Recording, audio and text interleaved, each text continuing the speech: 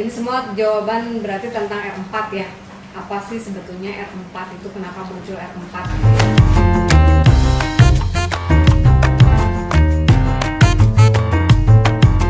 Selamat sore Bu Kabit. Sore.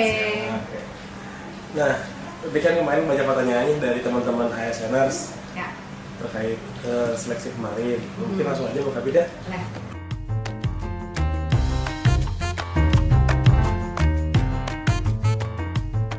Oke, R4 yang belum ini semua jawaban berarti tentang R4 ya. Apa sih sebetulnya R4 itu, kenapa muncul R4 gitu ya. R4 itu kategori untuk non ASN yang belum terdata di database BKN tapi sudah punya pengalaman kerja 2 tahun di instansi. Ya, makanya dia bisa ikutan seleksi kemarin tahap 2. Itu dikategorikan sebagai R4. Nah, terus pertanyaannya, R4 yang belum dapat formasi, memang R4 itu ada yang dapat formasi ya, ada yang L, ada yang L2. Kalau L itu berarti dia lulus di formasi tempat dia melamar. Kalau L2 itu dia lulus tapi di formasi optimalisasi. Artinya kalau lulus di optimalisasi itu dia lulus bukan di jabatan yang dia lamar, tapi di jabatan lain dengan kualifikasi yang sama dengan jabatan yang dia lamar. Itu L2. R4, L2 ya. Nah, ada yang R4 saja, kebanyakan tenaga kesehatan ya. R4 saja dia nggak dapat formasi gitu ya, karena formasinya terbatas.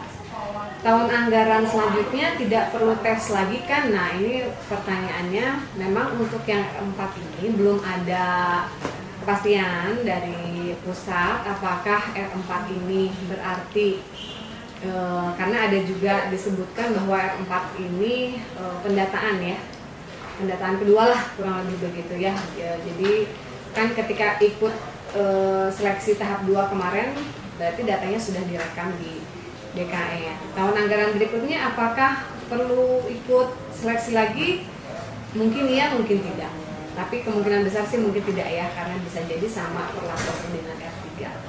Tapi sekali lagi itu belum ada ketentuan teknis yang mengatur tentang R4 apakah perlu ikut tes lagi atau enggak.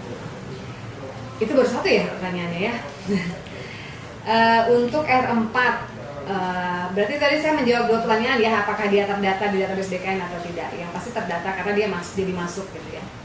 R4 itu lulus atau tidak? Ya, kalau yang dapat formasi tadi ada R4L atau L2, ada R4 saja, tidak L gitu ya. Kalau tidak L berarti ya dia nggak dapat formasi.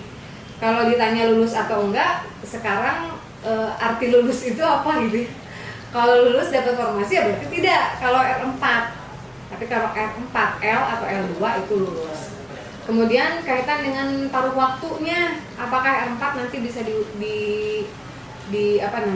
diusahakan gitu ya jadi P3K paruh waktu. Itu juga sampai saat ini belum ada mekanisme pengusulan P3K paruh waktunya. Sementara saat ini ada 2 ketentuan ya, ada Kepmenpan 16 ya tentang P3K paruh waktu. R4 itu masuk atau tidak, kalau di Kepmenpan tidak. Tapi kalau di Kepmenpan yang lama, yang 374 kalau saya tidak salah ya, itu bisa sebetulnya.